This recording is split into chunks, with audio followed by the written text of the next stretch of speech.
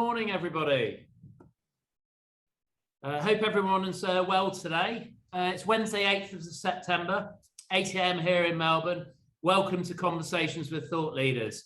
Today, I'm delighted to be joined by Colleen Callander. We're going to be discussing leadership as a lifestyle. Welcome, Colleen, and how are you today?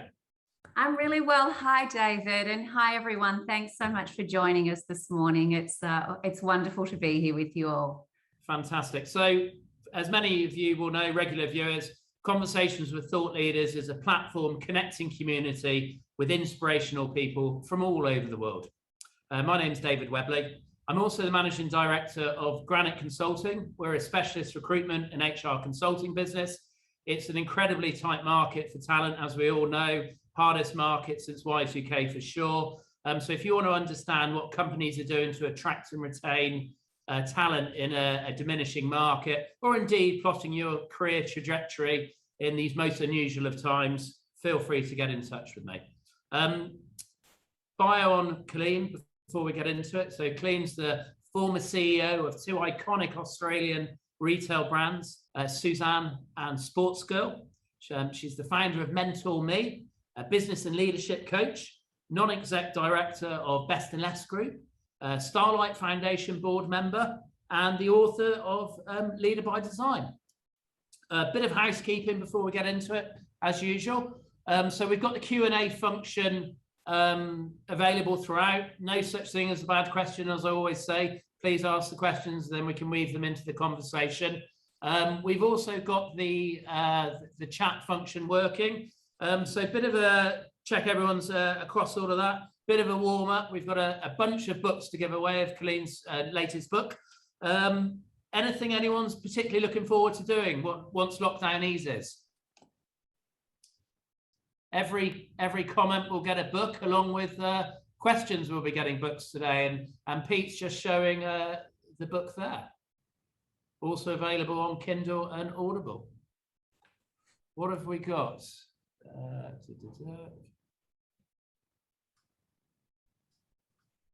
Spending time with family and friends, traveling, going to New Zealand, dinner parties, driving for hours and hours, catching up with family and friends, going to the pub. Wow, cooking my way around the world. That's a really good one. There we go. Seeing my kids and parents, going to the beach, all sorts of good stuff there. Being able to hug people like in the old days. Thanks, Annie. Right, on to the show. Colleen, can you tell us a bit about your backstory, please? Yes, sure. Thank you again. Hi, everyone, and thanks again for having me. And I might start, David, with my upbringing, because that's really the foundations of what I believe is the woman and leader that I am today. And I'll share a little bit about my parents, because again, that sets the scene. So my father was an Italian immigrant, and he arrived in Australia when he was just 4 years of age with his family. His mother, father and brother, and a small suitcase and a little bit of savings, and they arrived in Geelong and decided to set up a new life there. And my father left school at the age of 14, and he left because he wanted to support his family. He became a bricklayer by day and worked at the abattoirs by night. And over the years, I watched my father and his family work exceptionally hard and really build this life that so many immigrants had dreamed of. And I always describe my father as a workhorse, and I still describe him as that today, although he doesn't need to be. He is still this workhorse, and he really, really taught me this value of hard work. And then I have my mum, who came from a very different upbringing. She was one of 12 children, and she lost her own mother when she was just 21 years of age. And she had not only the job of bringing up myself and my brother, who were just babies, but also taking care of her younger siblings and an older grandmother. So she was this incredible nurturer, and I call her the Mother Teresa of the world, because she was just this incredible human that just loved people and nurtured. And so I feel very, very blessed, to be able to get both their genes and habits. And I was always interested in business from as young as I can remember, and I spent a huge amount of my childhood listening and learning from my father.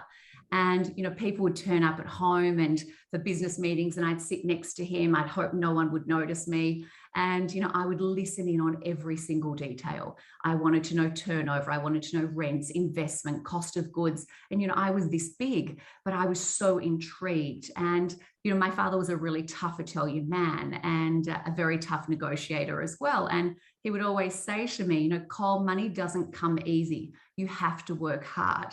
And so he really, really instilled this incredible work ethic in myself and my siblings. So that was kind of, the backstory of my parents. And, I just loved, it was really simple for me, actually. I just loved to work. And I wanted to work at any chance that I had. And I genuinely, it mattered to me what my parents thought. And I just wanted to make them proud all the time. So I worked in my parents' canteen at the local Geelong pool. I worked all day and it was hot and days were long. And then at night, I'd sit there with all of the buckets of coins around me and count all of the coins. And I'd put everyone in little bags, and the 1 and 2 cent coins were my pay for the day. And, my father would say, she's my bank manager at night and she's my canteen manager by day. And so this was this praise that I was constantly looking for. So I just loved to work from as young as I can remember. Yeah, fantastic. So we're going to start by talking about leadership. So can you tell us a bit around, I guess, how you define great leadership and what it looks like in your view? Yeah, sure. Leadership is something that I'm super passionate about, and not only my leadership, but the leadership of those around me. And I always have been. And when I talk about leadership, David, I'm talking about leading not only in business, but also leading in our own lives, whether that be our community, our workplace, our schools, or even in our homes. And I always start with what leadership is not. It's not about a title, rank, or power. It has absolutely nothing to do whether you get the nice corner office.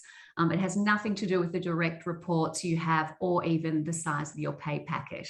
And, I'm sure, like me, we've all looked up to and admired those people with ranks and titles and positions of authority, labeling them leaders. And what I learned over time is that, a title doesn't automatically qualify a person for leadership. And in fact, I talk about in my book, you don't even need a title to be a leader.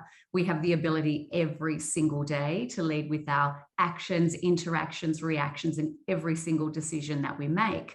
And when I look back on my leadership journey, 30 years I've been in retail, so that's a very long time. I know that I was shaping myself to be the leader I wanted to be by observation. So I listened and I learned and I asked questions and I made mental notes of the leader I did and didn't want to be for the future. And from this very, very young age, again, I was this intrigued child by a lot of things. And one of them was, why were people good and others bad? Why was their behavior good and some bad? And I always wondered what made people treat others with kindness and respect, and what made people step over others for self-gain. What made people treat people with, kindness and, others cruel? And why were some people greedy and others generous? And why did people create these environments of collaboration and others environments of fear? And without knowing it, I was becoming a leader by design, which, as you said, is the title of my book. And, I believe that we're not born leaders. I believe we all have the ability to become leaders by design. We all have the ability to become the leaders that we want to be. And, when we Google leadership, there are so many definitions of leadership, as many as there are leaders. And I came up with mine, which is one life impacting another in a positive way. And I really believe that great leadership is perhaps the most competitive advantage any organization can have. And, great leadership is about inspiring and empowering others to do great things. Great leadership is about showing compassion and courage in the way we lead. And great leadership is believing in others when they don't believe in themselves. And I absolutely believe that great leadership is in the power of people. Yeah, fantastic. There's so much gold in that to pick through. If we can just go through a few bits. So I know from your background, you obviously entered the retail world at a young age. I think you're a estate manager, early 20s from memory. So have you seen over time, like the famous Manchester United manager used to say, you're old enough when you're good enough. But do you think over time you're seeing less of, 5 years experience or going this? Do you think companies are more open to, letting people flourish quicker into those leadership roles? Yeah, it's a really great question. I still think there's a lot of room to improve in that area. And when I say that, what I mean is, there's a lot of times and a lot of people I talk to, David, that are, they're a planner, and then all of a sudden they're the planning manager. And I still think we have a lot of work to do in transitioning people into leadership roles, because just because someone's a great planner doesn't mean tomorrow they're a great planning manager. We really need to nurture and coach and teach and lead people, because leading and leadership is something that you have to learn and you have to practice, and you have to, as I said, I became a leader by observation. So I still think we've got a lot of work to do in terms of bringing new leaders and future leaders forward. Yeah, because you could argue, really, and I'm interested to know, maybe this was one of the reasons Mentor Me came about, is that although in the commercial world, when you were working for, Just Group originally, I believe, you'd almost had like 10 years apprenticeship working with your parents as sort of mentors, in the canteen that you spoke about. So you could argue that even though you only had, 3 or 4 years in that retail environment, you actually had 13 or 14 years experience. So, I guess it's not so much a case of specific years in a business now, is it? And the importance of having mentors in your life. Absolutely. It's okay. As you said, I left school at the age of 16. And so my book talks about my story, 16 to CEO, and all of that in between. So yes, a lot of that learning was learning by observation and listening and learning and all of that. And as you said, I was one of the youngest area managers at Just Jeans at the age of 20. And then I was running the state at the age of 24. And I had fabulous mentors and role models around me. And again, it's something I'm very passionate about, is being a great role model for those around me and creating those future leaders. I think it's really important. Yeah, fantastic. So can you drill into a bit more around the foundations of great leadership? Yeah, sure. I talk about great leadership starts with you, every one of you on this screen today. And, it starts with self. And whether you're a CEO or a marketing assistant or an account manager, or you might just be starting out in your career, I talk about knowing yourself, knowing your values, and knowing your purpose are these great foundations of leadership, no matter where you are on your leadership journey. And I liken these foundations to building a house. And when we build a house, the most important first step is that we lay solid foundations, because if we don't, that house isn't going to weather the storms and those external factors that are going to come our way. And it definitely won't stand the test of time. And as human beings, we are exactly the same. If we don't build those solid foundations, then we are not going to weather those challenges. And we've got a lot of challenges being thrown at us at the moment, but we're not going to weather those challenges. So I talk about those 3 things, and I'll chat through them because I think they're really super important for people. So the first thing is knowing yourself and really pulling those layers back until you get right to the center of who you really are. And, it's about who we are without the hats we wear, without the titles that we have, without the roles that we play. And, asking ourselves these questions is one of the most important and powerful things that we can do to get in touch with ourselves and really get that clarity around, what sort of leadership life do we really want to live? And I think about all the great leaders that I've met, and I'm sure, David, if you think about all the ones that you've met, one of the things that I've found to be common in all of them is that they have self-awareness. And, when we really know ourselves, that's when we're ready to serve others. That's when we're truly ready to lead. So knowing yourself is one of them. Values is the other one, or the second one, I should say. And, values has always been a really big part of my life and really sets the tone for not only how I behave, but also how I lead and how my leadership impacts those around me. And, values are the things that really matter to us, the ideals and beliefs that we deem to be most important in the way we live and work. And, I talk about values being this inner compass for all of our decision making, whether that be in leadership in life. So, values are really important, not only who we are, but who we want to become.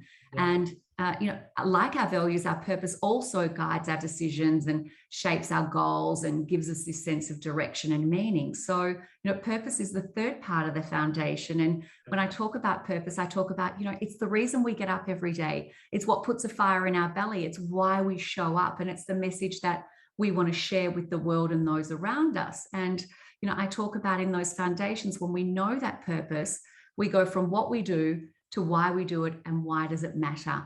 So it's absolutely critical to build those foundations of our leadership life.